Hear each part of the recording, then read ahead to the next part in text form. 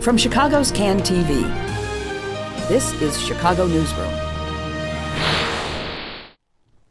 Well, hi there. Welcome to another edition of Chicago Newsroom right here on CAN TV. Today we're going to talk about one of your absolutely least favorite moments. Going in the mailbox and seeing this thing in it, right? Your twice-a-year property tax bill. You hate that every 6 months or so you got to come up with a huge chunk of money, and that makes the unpleasantness even worse.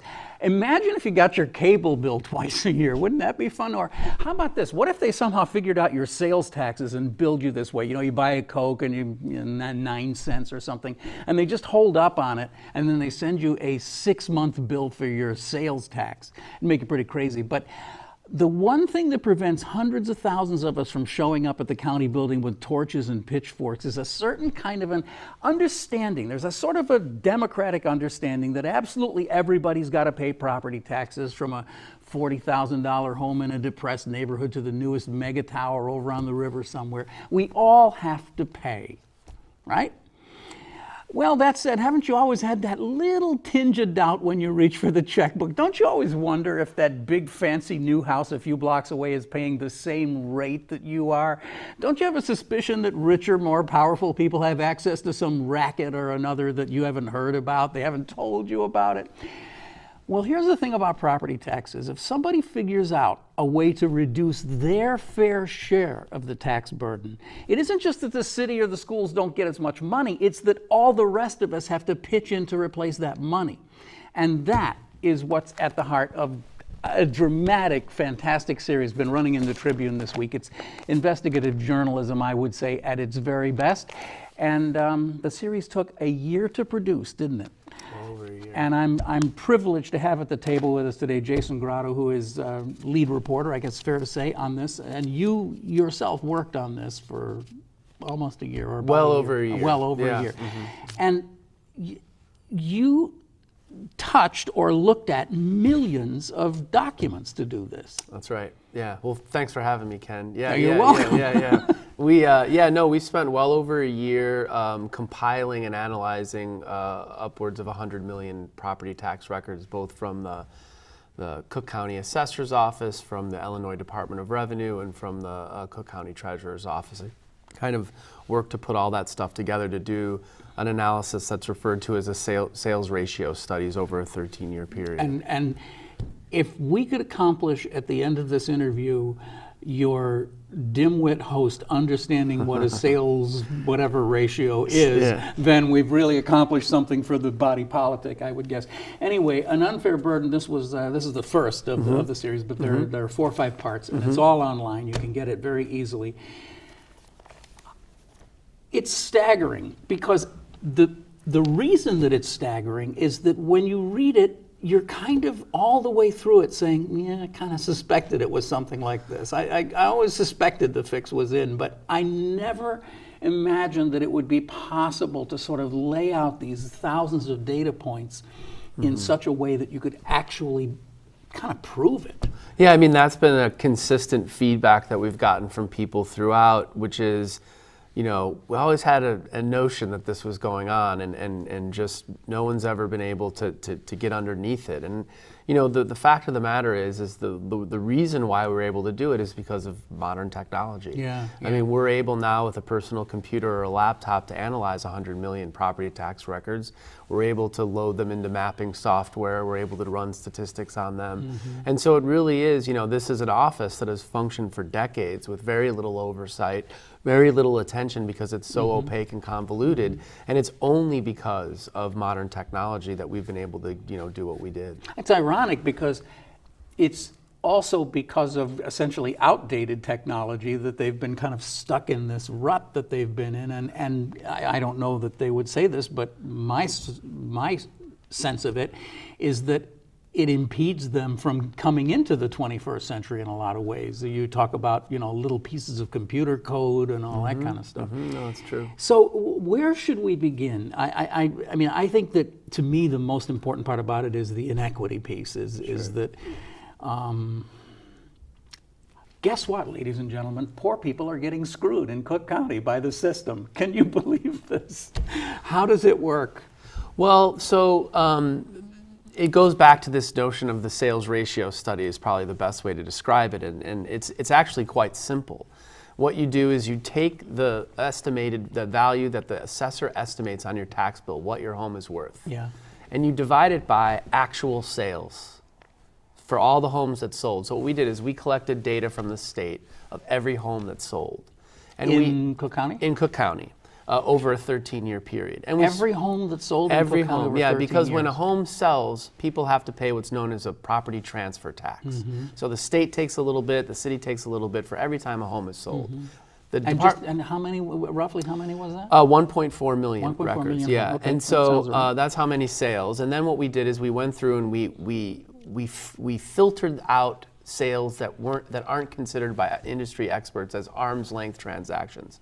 So foreclosures, bank sales, sales between REITs or pension funds, sales that weren't advertised, and we only chose certain types of deeds. Or within the family or something? If people were relatives, we threw those out as well. So there's a whole criteria of what experts consider to be an arm's length transaction. So that was the first thing. An arm's length transaction then is something that it's above board. It's been advertised. It's gone through through regular realtors market, or whatever. just regular folks buying Okay. and selling property. And so then what does that bring the number down to? So, I don't know off the top of my It's head. probably not that many. Not that many are knocked off, but not an insignificant amount. And so what you do is you just join that to the assessor's records, and you do this simple division. And if you get a 1, that means they did a perfect job. If the assessor valued your property at $100,000 and it sold at $100,000, they did it perfect. If it's over 1, then they overvalued. If it's under 1, then they undervalued. And what you do is you sort of have like a scatter plot, and you sort of plot these things out. And what you're looking for is you sort of look at the median, right? The middle number in the ranked order of numbers, right? And what you're looking for is for all of those data points to be clustered close together. And that means that it's uniform, that they're treating everyone the same. So what we found, and there's a number of reasons for this, is that beginning around 2009, prior to that, things were pretty close together. You know, these data points were clustered together. After 2009, there was like an explosion. It just, the data points spread apart, and they spread apart in a way where there's a pattern. So that, if you think about it, where, here you have a low-priced home up to a high-priced home, the scatter plot it rises, as you fall in price. And so that basically means that higher priced homes are undervalued and lower priced homes are overvalued, and that's known as regressivity.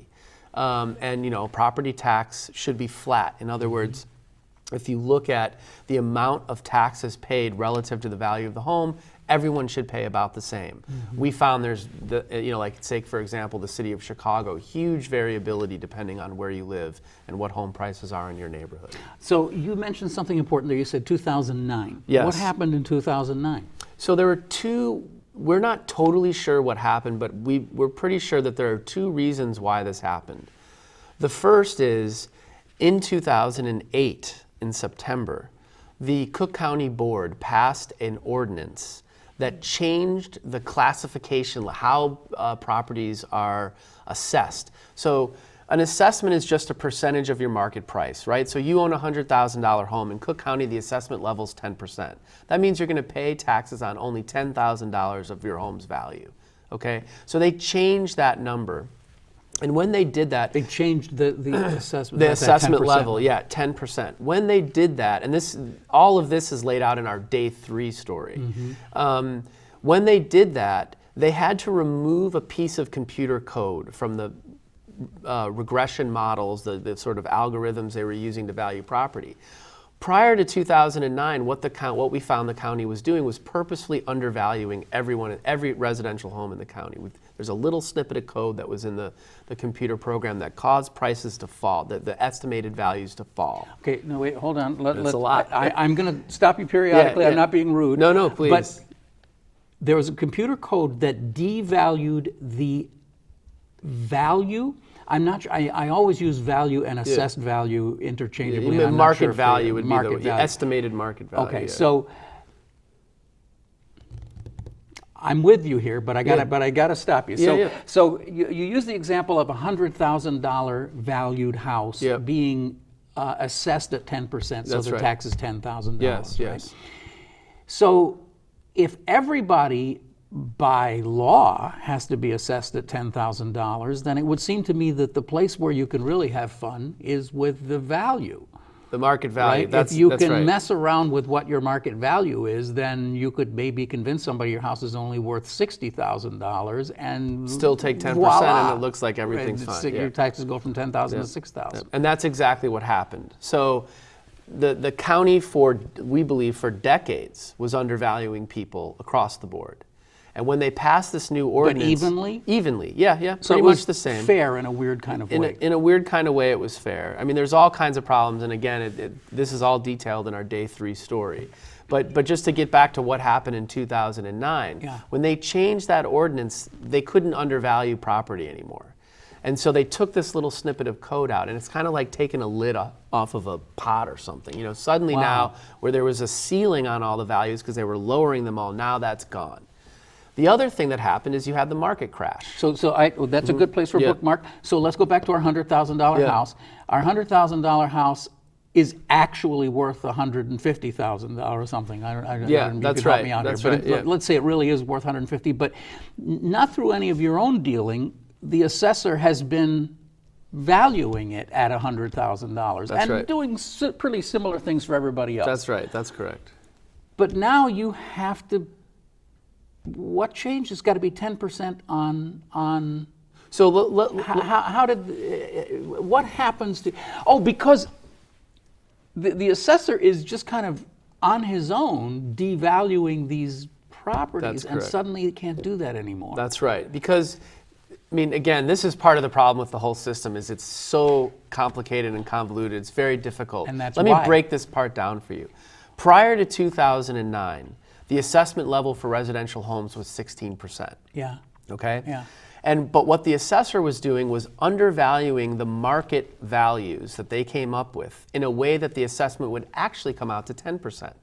So they were at 10%. They for were a long at time 10% for decades. by just jiggering the big number. But the law, the ordinance, said they should have been at 16%. So say you have a $326,000 home. They would undervalue that to $200,000. They would take 16% of $200,000. And when you do the math, it works out to $32,000 in assessments. That's 10% of 326. You see what I mean? It's sort of this kind of shell game that they were playing. And this goes back a very long way. And this is institutionalized. This was institutionalized for many, many years. I would ask you why, but I'm afraid that would be another one. That would be a whole show, other so- question. right, Yeah, right. yeah, and it has a lot to do with the history of this town and whatnot. But the former assessor James Houlihan, doing that thing that they had been doing, caused a sort of constitutional crisis. I won't get into what it is, but a bunch of legal problems with commercial and industrial property owners. And so the former assessor James Houlihan set about to try to fix this problem. And when Even he though did, he'd been assessor for he had 10 been years about or so, 10 years. That's he had right. Plenty of chances. Yes, but, that is correct. And so, but eventually he felt like he was in a place where he could say, okay, we're going to codify the 10% in law. Well, once you do that, you can't undervalue the property anymore, or else you're going to be below 10%. Right. So they had to. There was a little bit of code in their computer programs that caused these properties to drop in value, so that the assessment would come out to 10%. So they had to remove that. And when they do, it's sort of. I finally get it. Yeah, After yeah. reading, I've read these things twice. Yeah. Now I think I well, get that's it. good. Okay, That's all right, good. I mean, it is. Yeah. Again, this is the problem, that it is convoluted. There's not a lot of transparency, and so Yeah, it's very yeah, difficult to get your yeah. head around.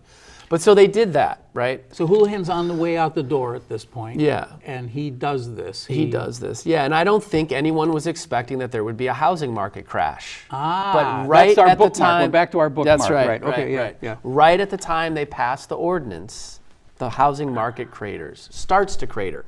The bottom of the housing market actually doesn't take place until 2012. So if you were to graph it out, the housing market kind of been going like this. And so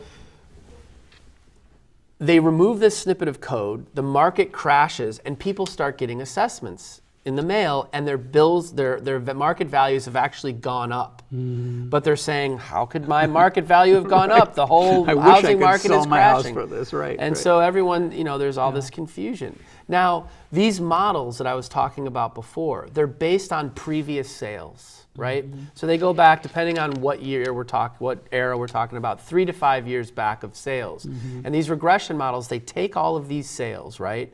And they calculate the average value, like per square foot of living space, per bathroom, all these different variables. And they take all of those, and there's a complicated statistical formula, and they spit out a value for each one of those. And then the values of each one of those characteristics are then applied to every home in the county. And that's how they come up with the value. But as values start to drop, they're now taking sales from when values were high, right? And so based on what was actually happening in the market, their estimates, and that's what the assessor does every year when they assess your home and they do the market values and everything, they're attempting to predict for that tax year, what is your home worth, right? What would it be if your home were to sell that year? That's why we compare the assessor's work to sales within a year after that assessment. So it's all sales within a year. And so because they were taking old data, because they no longer had this lid on it, suddenly that cluster of data points starts to just spread out. And it spreads out in a pattern that is regressive. And that is partly because of the fact that these regression models rely on averages. So if I have a $300,000 home and a $100,000 home, and they're exactly the same, and I take the characteristics of those and I run a regression model, the value that it's going to pop out as is $200,000, right? Because it's an average. It's 2 homes, it's $400,000, the average is $200,000. So that's too low for the $300,000 home and too high for the $100,000 home. This is an inherent problem in mass appraisals. It happens everywhere. There's nothing that can really be done about it. But what industry experts and people in the field try to do is to keep that regressivity as low as possible. And there are actually standards that say you can't go over a certain threshold of regressivity. And if you do, you have a serious problem. And so what we did is we took these industry standards, we took our data points, we ran the statistics, we got results, and we went around and talked to people about what the results were. And the result is that for many years now, the Cook County assessments, at least up through 2015, we don't have 2016 data, so we can't say, taxes are always in arrears. That the assessments that were produced by the assessor's office were wildly inaccurate, and they were regressive in a way that hurt poor people and gave wealthier people a break. But as you point out, there are industry standards that are applied by probably most cities and counties in the country. We surprise again, ladies and gentlemen, we're the outlier on this. We never adopted these kind of generalized standards, and so that put us in the position where this regressivity just hung in the air. Yeah, so what we learned I actually learned about these sales ratio studies going on the Illinois Department of Revenue website, and they do studies every year to come up with the multiplier, which is another arcane thing that's overly complicated. But I learned about these sales ratio studies, and I went to the assessor's office and I said, I went to there's a group called the International Association of Assessing Officers, and they kind of set the standards, and they put out best practices and everything, and I read all that stuff, and I went to the assessor and I said, I'd like to see your sales ratio studies. And they said, we don't do them. And that was a red flag, because I knew already that you don't. according to the what's called the IAAO, the International Association of Assessing Officers, every jurisdiction should do them. Yeah. And the reason is because that's how you catch the problems. Right. That's how you know you have an issue. But if you have lots and lots of problems, why would you do the study? Because it'll just make you look bad. Yeah, I mean, I'm never able to fully understand why they don't do the studies. There's some lawsuits that they had raised as maybe why they didn't do them. But they didn't do them. They should have been doing them. And so not doing them, there's no way to know whether your stuff is fair and accurate. Now, the Illinois Department of Revenue does them. And those studies also consistently showed that they were violating all these standards, that basically, as you said in your opening, the tax burden, what the government collects, is static. It stays the same. What we're talking about here is how is it distributed? Right. Who pays what? We've had some conversations on the show about exactly that. With no less than Alex Holt, the budget director, sitting here. Yep. And we came up with what I like to refer to as the golden bathroom.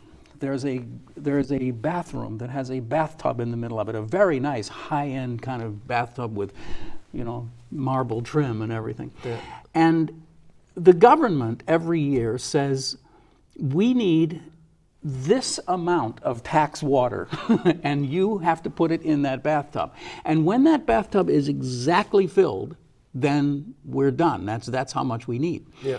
And we were doing this because we were having an argument at the time about TIFs and whether or not TIFs actually detract from the tax and so forth. Yeah. And what we established was that yes, the way the TIF works is every single person in the county has to walk into the golden bathroom with their little cup of tax water and put it in. Yeah. But sometimes if you live in a certain place, you have to take some of your tax water and put it over there in the sink. Yeah, yeah. And so this was the revelation for me, is that, but if you do that, then at the end of this process, the bathtub isn't going to quite be full. So you're going to have everybody come back with another thimble or so of tax water to fill it back up. Sure. And this is a similar kind of, it's not the same, but it is a similar situation. If a rich person hires a lawyer, and this is really, to me, the heart and soul of this series.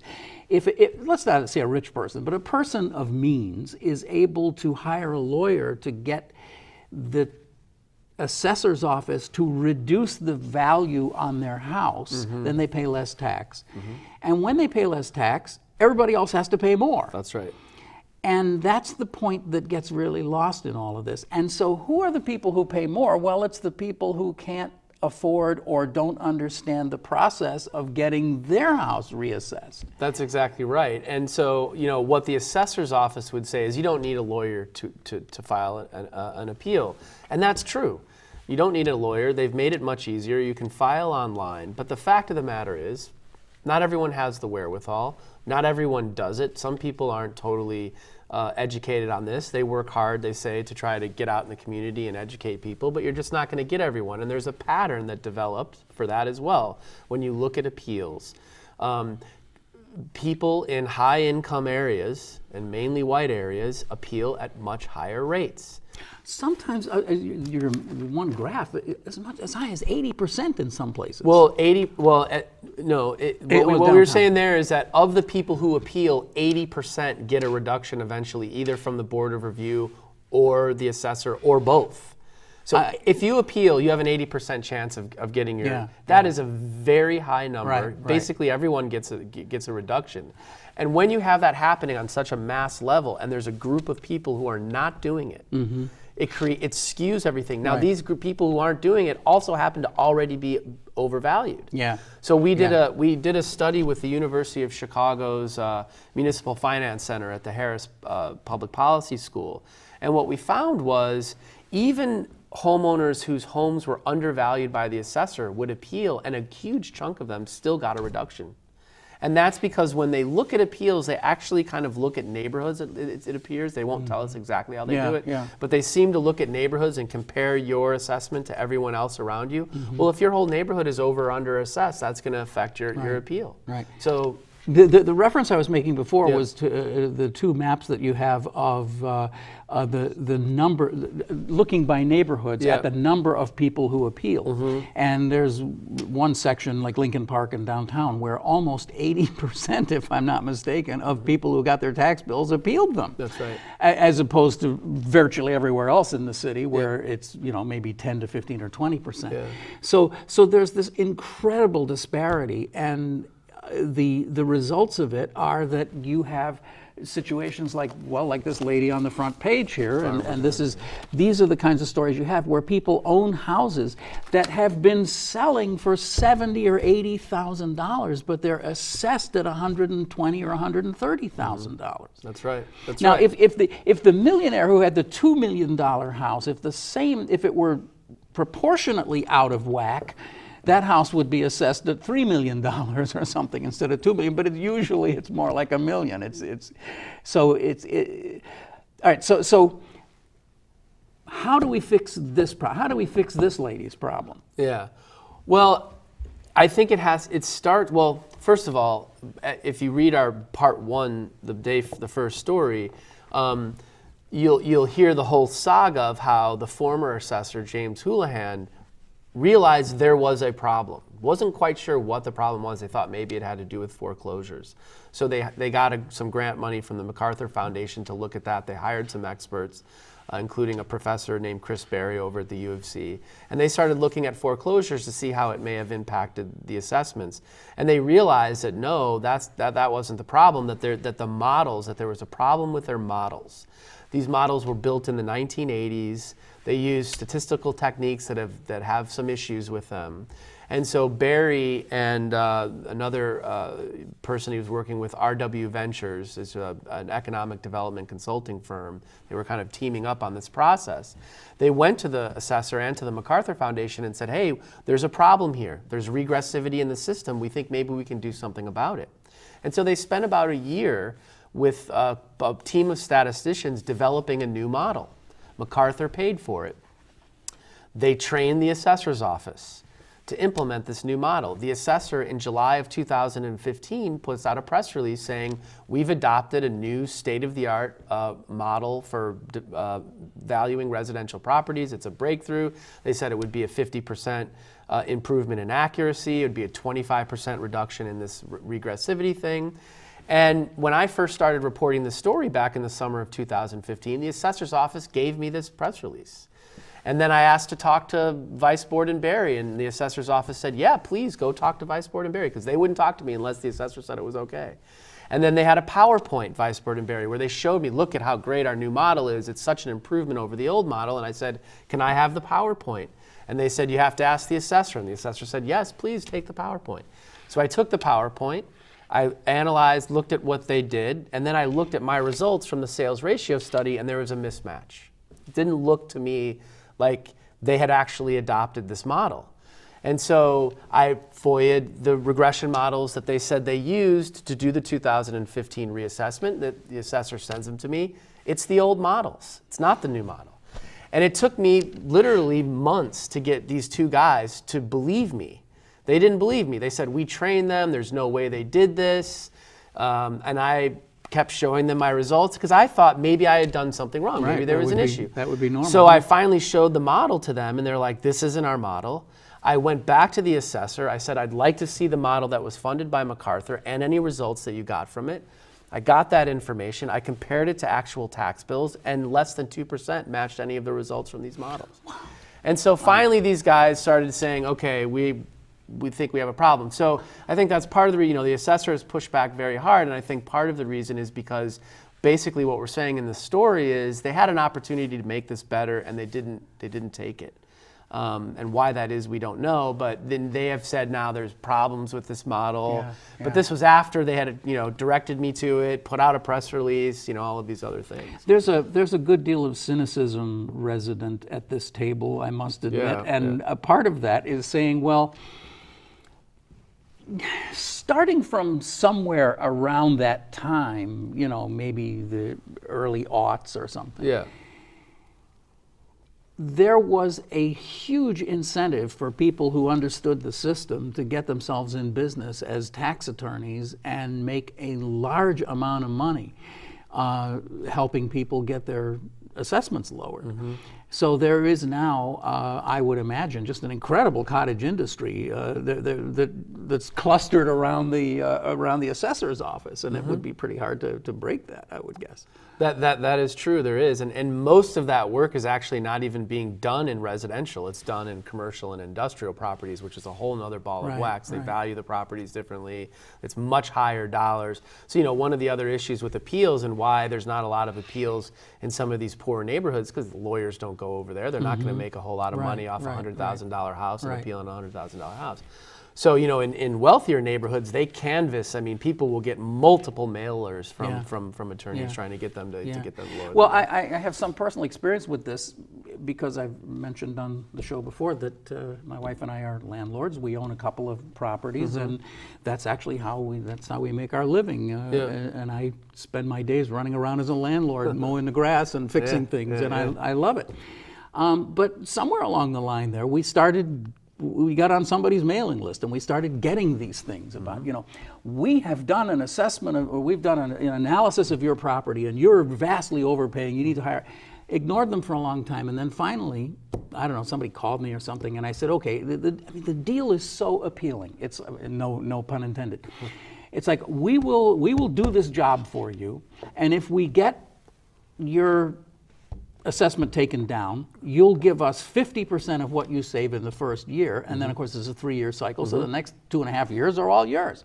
So it turns out that you could invest $100 in this, and what would that be? That would be $500 or something that you would make, or that you would save by giving them $100. And I confess to having done that on 3 cycles now. And it never really occurred to me what what is the fallacy of the green, where everybody brings their cow to eat the same grass, and at some point there's no grass left. I never really thought about it that way. It was just like, oh well, our thing is overpriced, and somebody helped us get it down. But when you read this, you realize it's just a gigantic fix. Well, I think that first of all, the people who appeal, like yourself, they're not doing anything wrong. That's the incentives that are set up. Everyone is operating off incentives, and the system incentivizes people to appeal based on the high number of wins. Everyone should appeal. Could the office handle it if everyone appealed? That's a question that I think many people might have. But how perverse is it that the way the system works is that we're going to stick you with a higher tax bill than you should have, and if you're smart enough to appeal it, we'll bring it down, and so that's good for you, and if you don't, well then too bad for you. I mean, that is so inherently unfair, and to have the system run based on the premise that it's up to you to appeal our bad work and get us to fix it. Well, I think it's more than just a technical issue. I mean, it exposes them to potential lawsuits. The whole purpose, the bedrock of all property tax assessments and property taxes in general is uniformity. Everyone wants to be treated exactly the same. In this case, not everyone is treated the same. And the assessor's office will all agree, yes, they are, because anyone has the ability to appeal. But if not everyone is appealing, it's a potential problem. Our guest today is Jason Grotto. Jason Grotto is a great journalist working for the Chicago Tribune and was the lead reporter on a series of stories called, the first one was called An Unfair Burden, but it's about the property tax mess, I would call it, in Cook County, and the response to it. And it's really worth sort of curling up on a hot afternoon if you got a nice cool place to sit and read for a while, because it's really worth doing. And Jason, I congratulate you on the work, because it's really good. Thank you.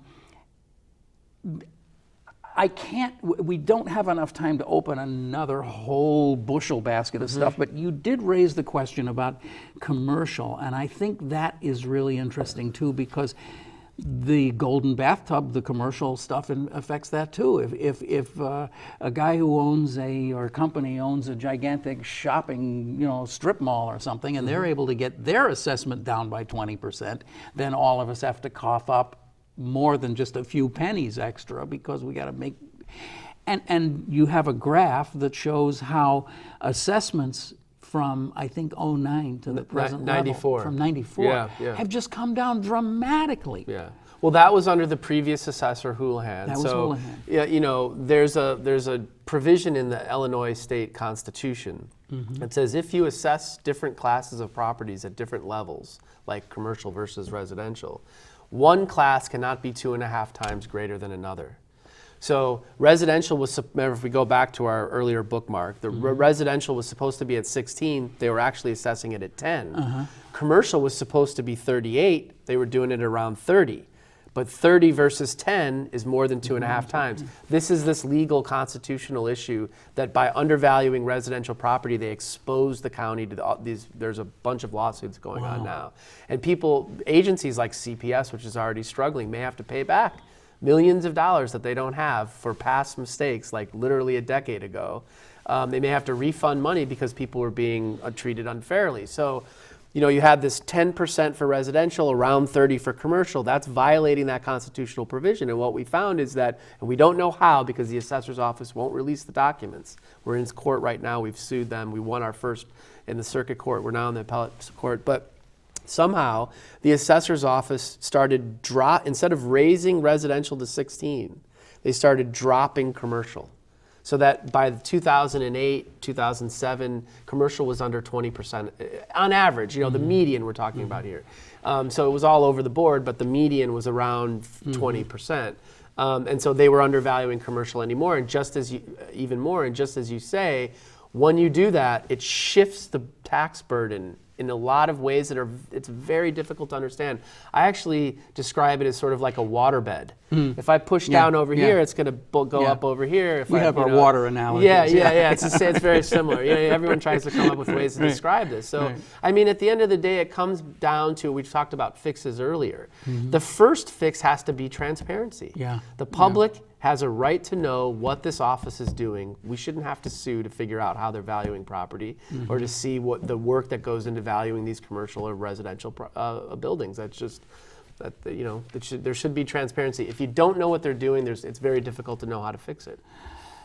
So I sort of circle back down again to the people who are living in West Lawn, people who are living in these very small houses that are selling for $75,000, $80,000, but are assessed at over $100,000. Yeah.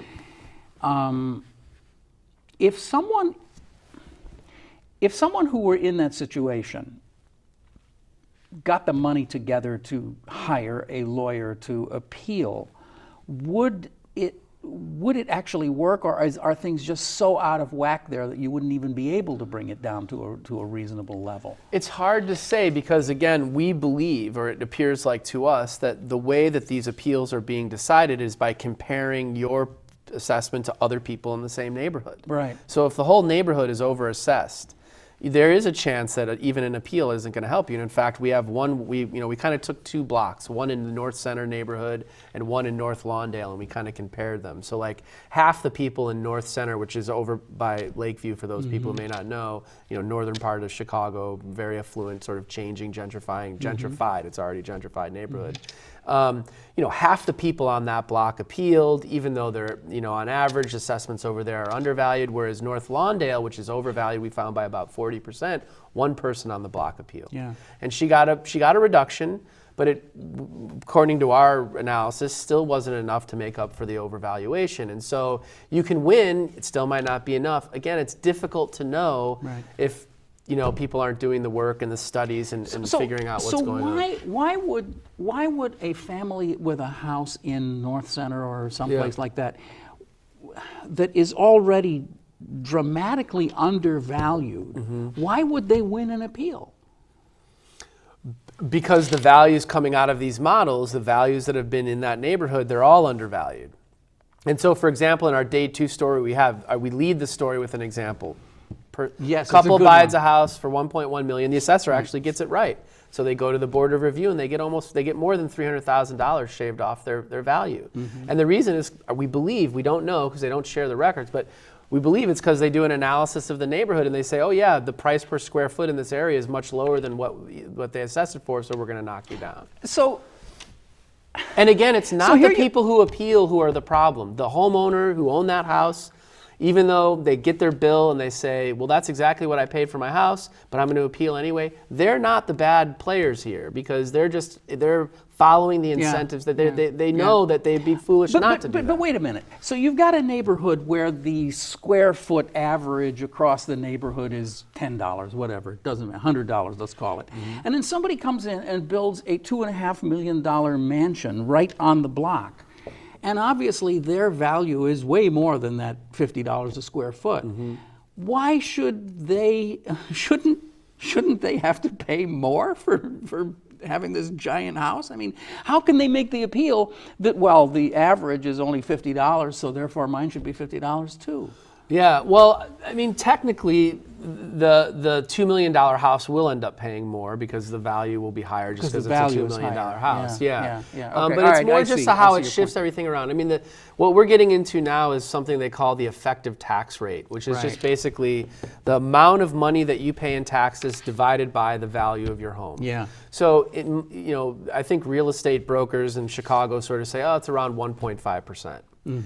Which is actually pretty low if you compare it to some suburban places. And but what we found is in some places the effective tax rate was closer to 3 or well above 2, and in other places it was below 1. Yeah. And so that's where the real problem starts to come in. And in a lot of the places where the effective tax rate is very low, these are very nice neighborhoods, Lincoln Park, and they have very good schools, and so they're getting a really good deal in terms of services. So is this happening because of avarice and greed and corruption, or is it just because the models are so lousy and so historically improperly used that it's kind of a legacy? Well, we've seen I have no concrete evidence that it's anything other than, an organization that is, using old equipment and whatnot. Like, we don't have any evidence of corruption or anything like that at this point. But what I will say is, I go back to the transparency point. Until you can have complete transparency, until they open it up and we see what's actually going on, it's hard to say. But you do have an assessor who has really a pretty nice fat campaign chest, and there's some evidence that a good number of those dollars have come from tax appeal lawyers who essentially make their living off of his lousy system. Yeah. So we did an analysis of Assessor Berrios's active campaign accounts, and we found that I think it was about $5 million in 3 separate accounts, and that more than half of it came from either property tax attorneys or the appraisers who work in conjunction with the property tax attorneys. This has obviously become an issue in the gubernatorial race and in other places where people have raised this as an issue. But that's the way the system, I mean, first of all, the Cook County, Mr. Berrios is the chairman of the Cook County Democratic Party. That alone is going to, bring in a lot of campaign contributions. And so, that obviously has something to do with it. We just point out the facts of what we find and what the public policy position should be is for others to decide. And of course, it hit very close to home for one of the candidates too, because J.B. Pritzker he owns a very large house, and he was able to appeal and get his taxes knocked down quite a bit. I don't think he's alone. I think that's something. He's alone in the sense that there's not many people with that size of a house and whatnot. But this is these breaks that they give for uninhabited and vacancies and all this stuff. Anyone with the means to figure it out. On his own house, the appeal that he did makes him legally no different than me. I also appealed taxes and won a little break. He got a bigger break because his house is worth, not because his house is worth more, but maybe he had a better lawyer, I don't know what. But the real issue isn't that he got the break. The real issue is that we've kind of come to a point where we are using appeal attorneys as our assessors. There's a little wrinkle in his where I guess maybe he removed some plumbing, some toilets or that's something. The house next door. I'm talking about his own house. Oh, his own house. Yeah, no, exactly. You guys are no different. Yeah, it's just the way, again, and that doesn't make Mr. Pritzker who appeals someone who's done something nefarious. He's doing what all the rest of us are doing. And of course, the problem is that so many people don't have the means or don't have the understanding that that's the way you have to play the game, and around and around we go. Yeah. Jason, we're out of time, but this is just a fascinating conversation. And did you enjoy doing this? This must have been a heck of a. I can't imagine what it'd be like to work on a story for a year. It was fascinating to learn this stuff. It makes your head hurt. I can imagine. It's difficult. Did you learn a lot about the assessment? Did you know some of this going in, or did you? Not much. Not much. Yeah. So I've learned a lot. I've learned a lot. And by the way, congratulations to you. And we haven't mentioned this, but you've been we were one of the first appointments to the new ProPublica operation. That's correct. So you're going to be leaving the Tribune, which Yeah. I'm sure is a big loss to the Tribune. Well, we're going to keep working on these stories and with ProPublica in conjunction with the Tribune. Oh, are you really? Yeah, Oh, excellent. Yeah, Yeah, we're not very done. good, We're very not good, done, good. and it's going to be, we hope a fruitful Yeah, collaboration. well, you know that we talk all the time on this show about journalism in Chicago and the newsrooms and the preservation of the newsrooms. And we can't, there's no arguing that adding a new newsroom is going to help in many ways. And I would just say that I'm so grateful for the Tribune to give me the time and Yeah. the resources to be able to do something Absolutely. like that. And the only Right. way that's going to happen is for people to pick up a paper. That's exactly right, and it really shows what can be done and the absolute critical importance of having these newsrooms and reporters like yourself. So thank you for what you do. Thanks for having me. All right. Jason Grotto is with the Chicago Tribune, and is there actually a name, an overall name for Yeah, this? it's called The Tax Divide. The Tax Divide. Yeah, it's up there in the... Sorry yeah, for not yeah. noticing No, it's okay. that. That's all right. The Tax Divide. Just go to the Tribune site and look up the Tax Divide, or just Google Tax Divide. You'll get it. Jason Grotto. I'm Ken Davis. You've been watching Chicago Newsroom, and thank you very much for doing that. I hope this was instructive to you. It sure was to me, I'll tell you. And we'll be back again next week. We're going to talk about taxes again next week because Claudia Morell over at the Daily Line has put together a similar kind of a story about how Mayor Emanuel just keeps coming up with these tax incentives, and she just sat down one day and just added them up. And the number's pretty amazing. We'll talk about that next week. Thanks for watching. We'll see you again, but remember you can just go to this address any old time you want and see any of our shows, including this one. And if you go to SoundCloud, you can walk around on a nice summer day listening to Chicago Newsroom. What a thing to do. Lay on the beach listening to Chicago Newsroom. See you next week. Bye-bye.